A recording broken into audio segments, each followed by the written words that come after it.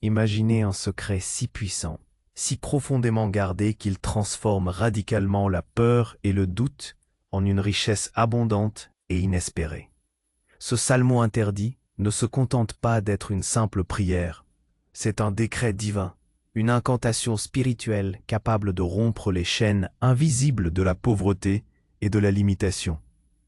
Il nous invite à quitter la posture du mendiant, ce lieu d'humiliation et d'attente, pour revêtir l'étendard de la foi souveraine, celui des héritiers légitimes des trésors célestes. Derrière chaque dette, chaque obstacle financier, se cache un verrou spirituel que ce décret a le pouvoir de briser. Mais la clé, c'est votre courage, le courage d'affirmer haut et fort votre droit à l'abondance, d'écrire votre nom comme un pacte public d'ouverture à la bénédiction. Ce processus exige un profond changement intérieur, une alchimie mentale qui érige une véritable forteresse contre les pensées de manque et les doutes paralysants. En répétant ce décret sacré, jour après jour, vous scellez un accord puissant avec l'univers, déclarant à voix nue que vous êtes désormais un prince de la prospérité, prêt à recevoir et à partager des richesses sans fin. Cette vidéo n'est pas un simple partage, c'est une invitation à vous réveiller, à transformer votre regard sur l'argent et la valeur, à vivre une renaissance spirituelle où la peur laisse place à la puissance et où le doute se change en une avalanche de bénédictions concrètes, tangibles, immédiates. Restez avec nous, abonnez-vous, car nous allons ensemble dévoiler ce secret interdit, activer cette force divine en vous et vous guider vers la transformation profonde qui fera de chaque instant un pas vers votre montagne d'abondance. Si cette exploration résonne déjà en vous, prenez un instant pour aimer la vidéo et la partager avec ceux qui cherchent cette clarté et cette force. Votre geste peut être la bénédiction que quelqu'un attend. Nous avons évoqué un secret, une vérité puissante capable de déchirer le voile de la peur et de la limitation, pour révéler un chemin vers une richesse inattendue. Ce n'est pas une simple formule magique, mais un chemin de transformation profonde qui commence au plus intime de votre être. L'idée que des chaînes invisibles nous lient à la pauvreté ou au manque peut sembler mystique, presque ésotérique. Pourtant, ces verrous spirituels ne sont souvent que des reflets intériorisés de nos peurs, de nos doutes, des récits que nous nous racontons sur notre propre valeur et sur la nature de l'abondance dans le monde. Imaginez une cage sans barreaux visibles. C'est le sentiment de l'individu qui travaille dur, qui déploie des trésors d'ingéniosité, mais qui invariablement se retrouve face au même mur, au même plafond de verre. Ce verrou spirituel peut se manifester de multiples façons dans la vie quotidienne moderne. C'est cette promotion que vous méritez et pour laquelle vous travaillez sans relâche, qui vous échappe toujours au dernier moment, au profit de quelqu'un de moins qualifié. C'est ce projet d'entreprise qui promettait tant, mais qui s'enlise inexplicablement, malgré un plan impeccable.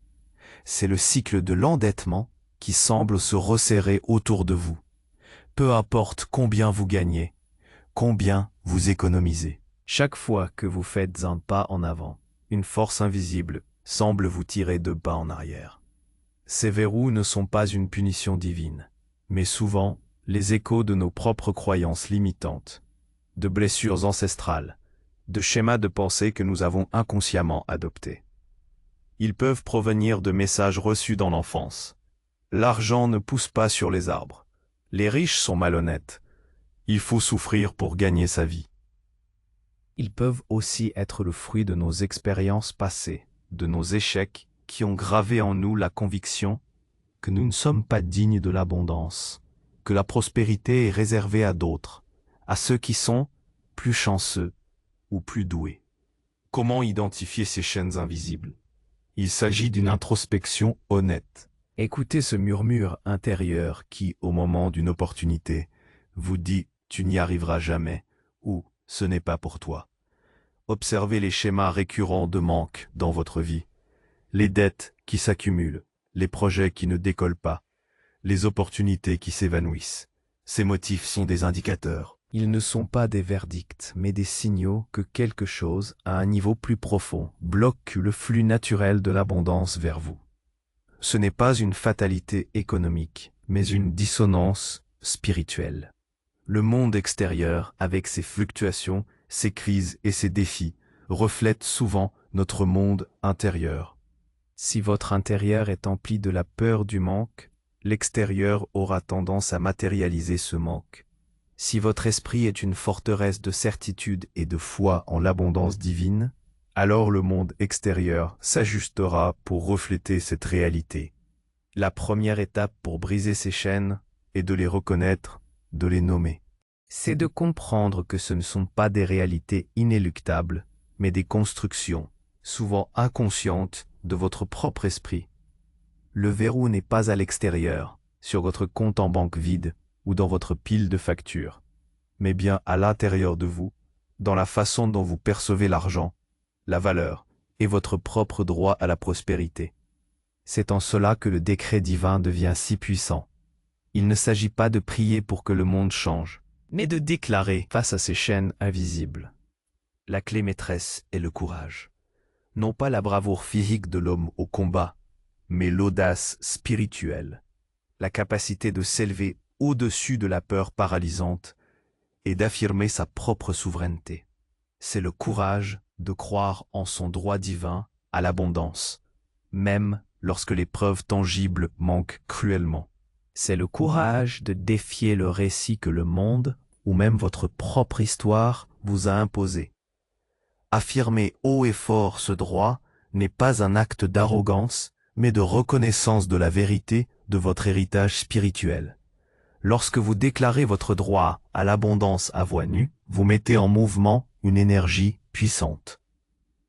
La parole est créatrice. Elle donne forme à l'invisible. Elle matérialise l'intention.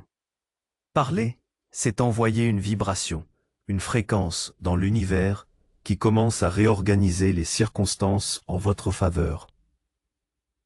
Ce pacte public d'ouverture à la bénédiction est plus qu'une simple pensée positive. Il s'agit d'une déclaration ferme et délibérée, un engagement personnel. Écrire votre nom sur ce pacte symbolise un contrat sacré avec vous-même et avec le divin. Vous y déposez votre intention la plus pure, votre désir le plus profond de vous ouvrir à la prospérité. Imaginez-le comme un ancien parchemin où vous gravez votre engagement à quitter la posture du mendiant pour embrasser celle de l'héritier. Ce n'est pas un souhait, mais une affirmation, une décision irrévocable de réclamer ce qui vous a toujours été destiné. Pour que ce pacte prenne vie, il exige une alchimie mentale, une transformation intérieure profonde. Votre esprit est un jardin fertile. Si vous y laissez pousser les mauvaises herbes du doute, de la peur, de la jalousie et du manque, elles étoufferont toutes les graines d'abondance que vous tentez de planter. L'alchimie mentale consiste à désherber ce jardin consciemment et quotidiennement. C'est ériger une véritable forteresse contre les pensées de manque et les doutes paralysants. Comment fait-on cela dans le quotidien moderne où les informations nous bombardent de crises, de pénuries et de raisons de craindre? Cela commence par la vigilance de vos pensées. Chaque fois qu'une pensée de manque surgit, je n'ai pas assez, je ne peux pas me le permettre, je ne suis pas assez bon. Vous devez l'intercepter. Ne la laissez pas prendre racine. Remplacez-la activement par une pensée d'abondance. J'ai tout ce dont j'ai besoin. Je suis un aimant pour la prospérité. La richesse coule librement vers moi. C'est un entraînement mental constant, comme un athlète qui sculpte son corps. Visualisez l'abondance dans votre vie. Imaginez-vous vivant dans la prospérité, ressentant la joie de la sécurité financière, la liberté de donner généreusement. Cette visualisation n'est pas une fantaisie, mais un plan que vous dessinez pour l'univers. La méditation, même quelques minutes par jour, pour vous connecter à ce sentiment d'abondance, peut renforcer cette forteresse mentale. Plus vous pratiquez, plus les murs de cette forteresse deviennent impénétrables aux assauts du doute. Vous apprenez à devenir le gardien vigilant de votre propre esprit. Ce décret sacré ne doit pas rester lettre morte. Il s'active par la répétition, jour après jour. La puissance de la répétition réside dans sa capacité à graver de nouvelles vérités dans les profondeurs de votre subconscient. Ce n'est pas une simple récitation mécanique, mais une déclaration consciente, imprégnée de foi et de conviction, qui vous rappelle qui vous êtes et ce à quoi vous avez droit. En répétant ce décret, vous ne demandez pas à l'univers de vous donner. Vous déclarez que vous êtes déjà digne, que vous êtes déjà un récepteur prêt à accueillir. C'est comme sceller un accord puissant, un pacte inébranlable avec l'univers et les forces divines. Vous signalez votre intention, vous affirmez votre alignement avec les lois cosmiques de l'abondance. L'univers, qui est un miroir, commence alors à refléter cette nouvelle réalité. Ce processus vous amène à changer votre identité, à vous voir non plus comme un mendiant, mais comme un prince de la prospérité.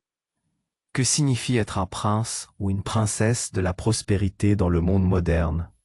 Cela signifie agir, penser et parler comme quelqu'un qui est déjà riche.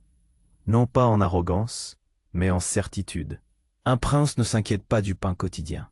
Il gère des ressources, il investit, il planifie pour l'avenir et il partage sa richesse avec son peuple. Adopter cette identité, c'est abandonner les comportements de manque, la thésaurisation par peur, la culpabilité liée à l'argent, la mentalité de victime. C'est embrasser une nouvelle forme de responsabilité, celle de gérer l'abondance qui vous est destinée avec sagesse et générosité. Être un prince de la prospérité, c'est aussi être prêt à recevoir. Beaucoup de gens prient pour la richesse, mais inconsciemment, ils se ferment à sa réception. Ils ne se sentent pas dignes, ils craignent la responsabilité qu'elle implique, ou ils ne reconnaissent pas les opportunités quand elles se présentent. Mais le rôle du prince de la prospérité ne s'arrête pas à la réception. La véritable abondance est un flux, doit être reçu et partagé. Une richesse qui stagne finit par se corrompre. L'univers est un système d'échange continu. Plus vous donnez, plus vous recevez. Partagez ces richesses, que ce soit par la philanthropie, en soutenant des causes, ou simplement en étant généreux avec son temps et ses ressources, avec ceux qui en ont besoin, renforce le flux de l'abondance dans votre vie. C'est une déclaration puissante que vous faites à l'univers. Je fais confiance à l'abondance, car je peux la partager et savoir qu'elle reviendra. Cela vous libère de l'attachement et de la peur de la perte, des sentiments qui sont de puissants verrous spirituels en eux-mêmes.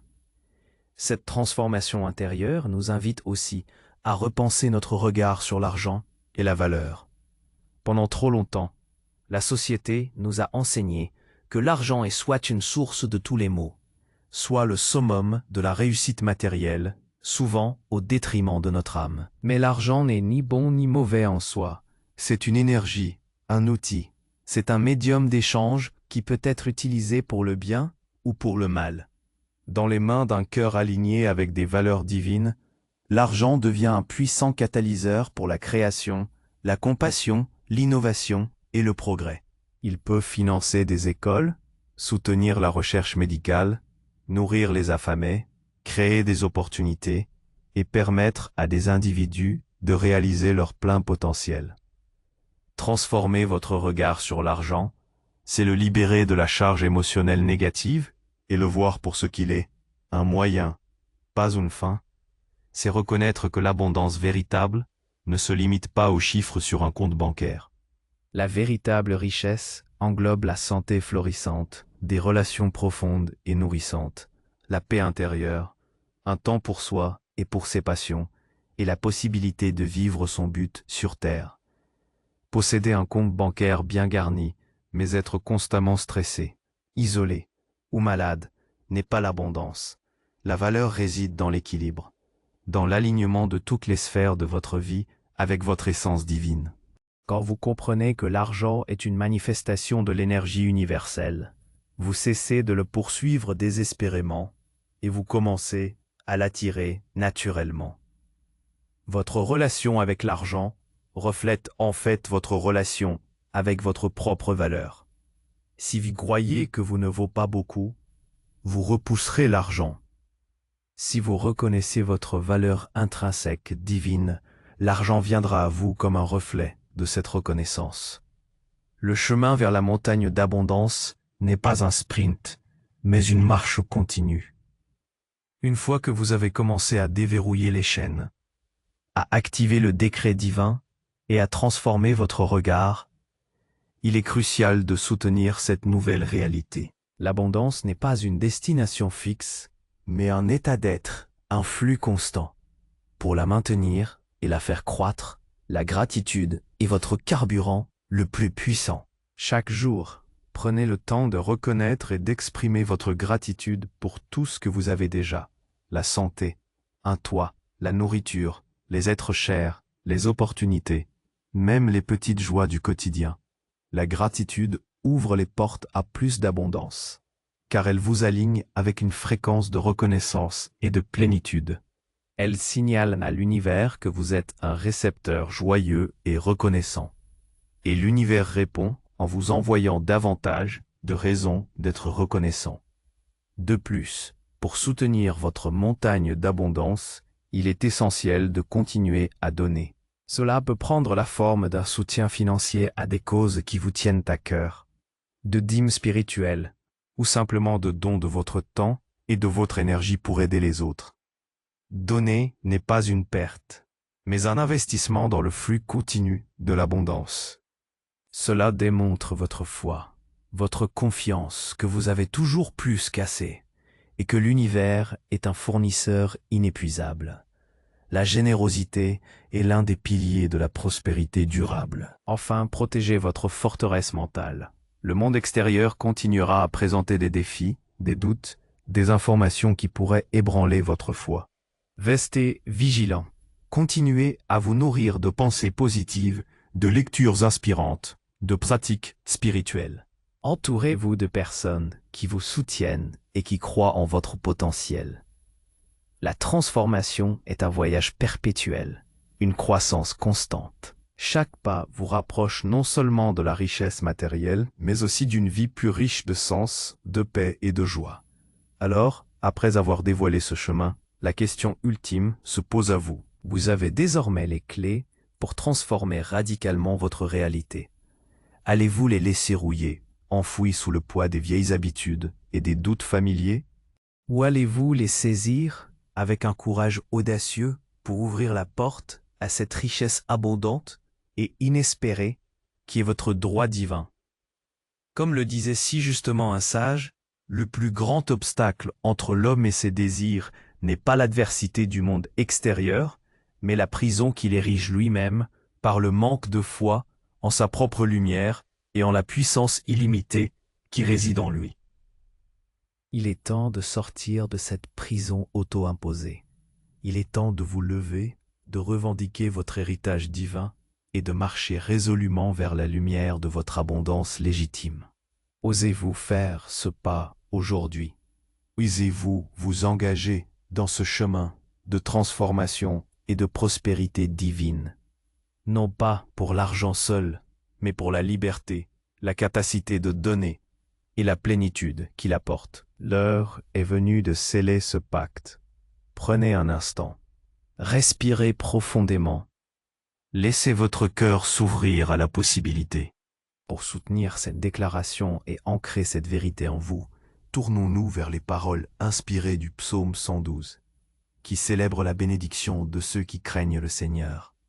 Heureux l'homme qui craint l'Éternel, qui trouve un grand plaisir à ses commandements. Sa postérité sera puissante sur la terre, la génération des hommes droits sera bénie. Il y aura dans sa maison bien-être et richesse, et sa justice subsistera à jamais. Père céleste, source de toute abondance, nous venons devant toi avec un cœur ouvert et un esprit résolu. Nous déclarons aujourd'hui que nous sommes tes héritiers légitimes, dignes de recevoir toutes les bénédictions que tu as préparées pour nous. Nous brisons les chaînes invisibles du manque, de la peur et du doute qui nous ont liés. Nous choisissons le courage, la foi et la conviction. Nous ouvrons nos cœurs et nos esprits au flux constant de ta prospérité divine, non seulement pour nous-mêmes, mais aussi pour pouvoir partager généreusement avec le monde. Que notre vie soit un témoignage de ton abondance infinie. Guide-nous, soutiens-nous et remplis-nous de sagesse pour gérer la richesse que tu nous confies. Nous recevons et nous donnons avec gratitude, sachant que tu es la source de tout bien. Amen. Si cette vidéo a éclairé votre chemin et ravivé votre foi, n'oubliez pas de la liker pour soutenir notre mission et de partager vos réflexions ou vos propres témoignages dans les commentaires ci-dessous. Votre voix compte et inspire les autres.